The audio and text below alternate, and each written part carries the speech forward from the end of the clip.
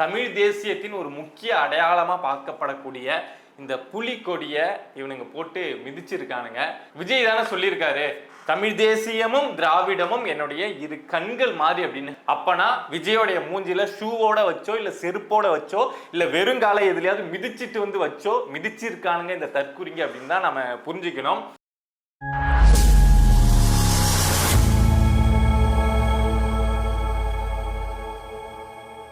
ஒரு செய்தி சொல்லட்டுமா ப்ரோ? நேற்றுலேருந்து சோஷியல் மீடியாவில் ஒரு வீடியோ வந்து ரொம்ப வைரலாக போயிட்டுருக்கு. நேத்தியே உடனடியாக இதை பற்றி வீடியோ போடணும் அப்படின்னு நினச்சேன், போட முடியல.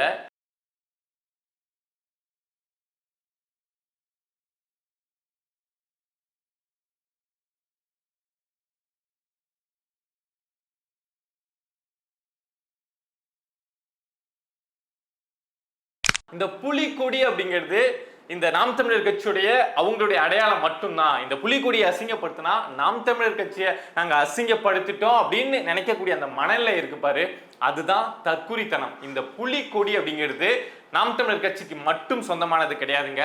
தமிழர்களுடைய அடையாளம், உணர்வு, வீரம், போராட்டம், என்ன அந்த குணம் இருக்குல்ல, அதை எதை சொல்லணும் அப்படின்னாலும் நம்ம வந்து முதல்ல கொண்டாந்து நிறுத்துறது அப்படிங்கிறது புலிக்கொடியை தான் நிறுத்துவோம். சீமான் அவர்கள் புலிக்கொடியை அவங்களுடைய கட்சி கொடியா அறிவிக்க காரணமே இதுக்கு முன்னாடி இந்த சிம்பிளை வந்து சோழர்கள் பயன்படுத்தியிருக்காங்க. நீண்ட நாள் உலகத்துல ஒரு மிகப்பெரிய பேரரசா இருந்த சோழர்கள் இதை பயன்படுத்தியிருக்காங்க.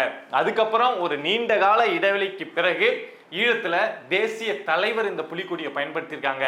அதை தழுவிதான் நான் இந்த புலிக்கொடியை என்னுடைய கட்சிக்கே கொண்டு வந்திருக்கேன் அப்படின்னு சொல்லிட்டு சீமான் அவர்கள் பல இடங்கள்ல சொல்லியிருக்காங்க. தமிழ் தேசியத்தின் ஒரு முக்கிய அடையாளமா பார்க்கப்படக்கூடிய இந்த புலிக்கொடியை இவனுங்க போட்டு மிதிச்சிருக்கானுங்க. அப்படின்னா விஜயோடைய பாதி மூஞ்சில இவனுங்க மிதிச்சிருக்கானுங்க, இந்த காலை வச்சு மிதிச்சிருக்கானுங்க அப்படின்னு தான் அந்த தற்கூறிங்க வந்து மிதிச்சிருக்கானுங்க அப்படின்னு தான் நம்ம புரிஞ்சிக்க முடியும்.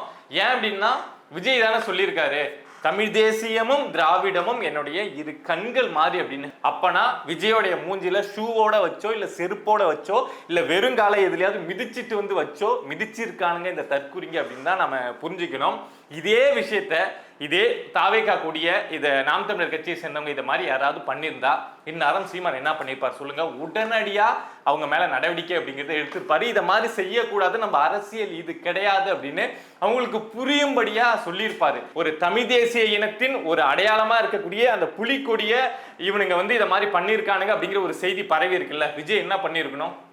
உடனடியா நம்மளுடைய அரசியல் இது கிடையாது, நாம இதுக்காக களத்துக்கு வரல, சோ இத மாதிரி செய்யக்கூடிய விஷயங்களை கண்டிங்க அப்படின்னு, அதாவது செய்யாதீங்க இனிமே, அதை வந்து இதோட நிறுத்திக்கிங்க அப்படின்னு சொல்லிட்டு ஏதாவது ஒரு அறிவிப்பு அப்படிங்கிறத வெளியிடணும்ல. தமிழக வெற்றி கழகத்தை சேர்ந்த ஒரு 54 பேர் பல்வேறு இடங்கள்ல இவங்களுடைய பிரச்சாரத்துக்கு போற இடத்துல பல இடங்கள்ல 54 பேர் இது வரைக்கும் இறந்து போயிருக்காங்க. அவங்க கட்சியில 54 பேர் இறந்து போனதுக்கே அவர் வந்து எதுவும் ரியாக்ட் பண்ணல, எதுவும் பேசல. நாம தமிழக வெற்றி கழகத்துக்கு வைக்கக்கூடிய கோரிக்கை என்ன அப்படின்னா, கொஞ்சம் அரசியலை படிங்க. சிந்தனை அழகு அப்படிங்கிறது அரசியலுக்கு ரொம்ப முக்கியம். உங்களுடைய சிந்தனை வந்து முழுக்க அழுக்கு கொட்டி கிடக்கு. நான் கூட விஜய் வந்தப்போ ஒரு நல்ல அரசியலை தமிழ்நாட்டில் எடுத்து வைப்பாரு, இந்த மண்ணுக்கும் மக்களுக்குமான அரசியலை எடுத்து வைப்பாரு, ஒரு இளைஞர்கள்லாம் ஒரு கட்டுக்கோப்பா கொண்டு வந்து ஒரு நல்ல சமூகத்தை உருவாக்க பாடுபடுவாரு அப்படின்லாம் நினைச்சேன். ஒரு ஆர்வம் இருந்துச்சு, இப்படி பண்ணணும் அப்படின்னு ஆர்வம் இருந்துச்சு, நம்பிக்கை இருந்துச்சா அப்படின்னா எனக்கு எப்பொழுதுமே திரை பிரபலங்கள் மேல நம்பிக்கை இருந்ததே கிடையாது. ஆனா பண்ணணும், அதுவும் சீமான் அவர்கள் கூட விஜய்க்கு நிறைய பேச்சுவார்த்தைகள்லாம் போயிட்டு இருக்கு. சீமான் அவர்கள் பல மணி நேரம் விஜய்க்கு வந்து அரசியல் பாடம்லாம் எடுத்திருக்காங்க. அப்படிங்கிறப்போ சரிப்பா ஒரு இதுவோட வருவாரு அப்படின்னு தான் நினைச்சுக்கிட்டு இருந்தேன். ஆனா இந்த அளவுக்கு தற்குறித்தனமான ஒரு கூட்டத்தை வந்து இவர் தமிழ்நாட்டில் கொண்டு வருவாரு, அதை இவர் ரசிப்பாரு, தன்னை சுத்தி இருக்கக்கூடிய முட்டாள்கள் செய்யக்கூடிய விஷயங்களை இவர் ரசிப்பாரு அப்படின்னு நான் கொஞ்சம் கூட எதிர்பார்க்கவே இல்லை. விஜய் செஞ்ச ஒரே ஒரு சாதனை என்ன அப்படின்னா, தமிழ்நாட்டில் மூல முடுக்கல அங்கங்க எங்கெங்கயோ அப்படியே ஒளிஞ்சிக்கிட்டு இருந்த தற்குறிகள் எல்லாம் வெளியில கொண்டு வந்து இங்க பாருங்க தமிழ்நாட்டில் இவ்வளவு தற்குறிகள் இருக்காங்க அப்படின்னு அடையாளப்படுத்தியிருக்கார தவிர அதை தாண்டி அவரு இது வரைக்கும் அரசியல்ல எதுவுமே செய்யல.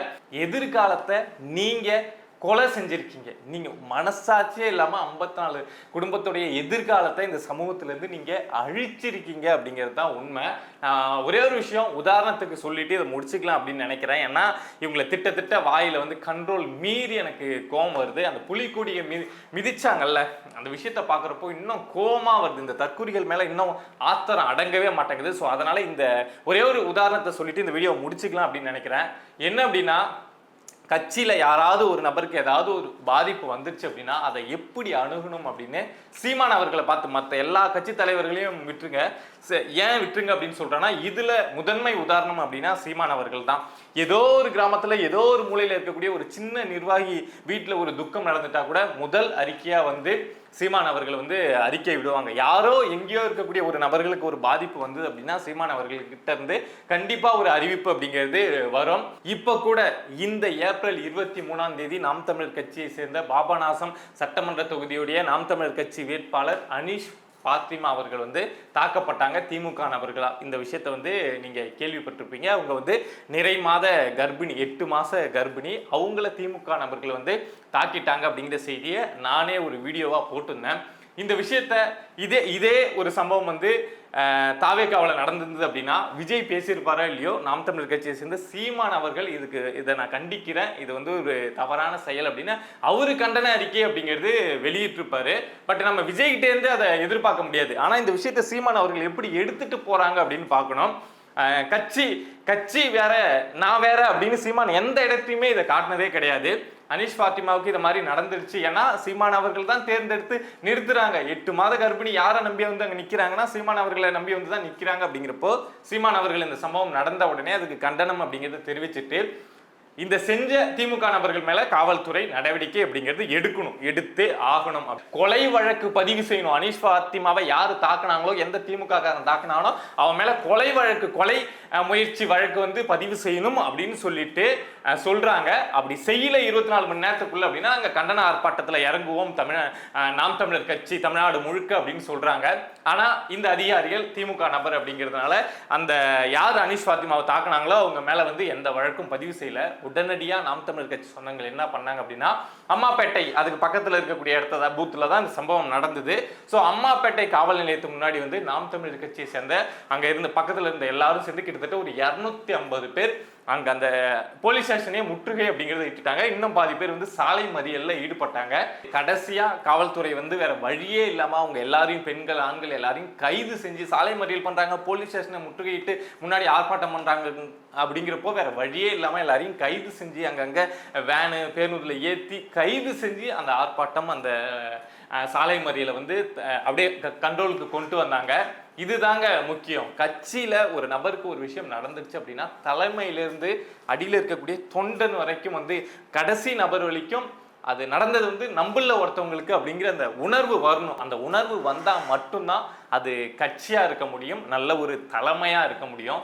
கீழே இருக்கவன் எவன் செத்தா என்ன, அதை பத்தி நான் கண்டுக்க கூட மாட்டேன், என்னுடைய நாலேஜை கூட அது வரக்கூடாதுன்னு இருக்கக்கூடியவங்க தலைவரா இருக்க முடியாது.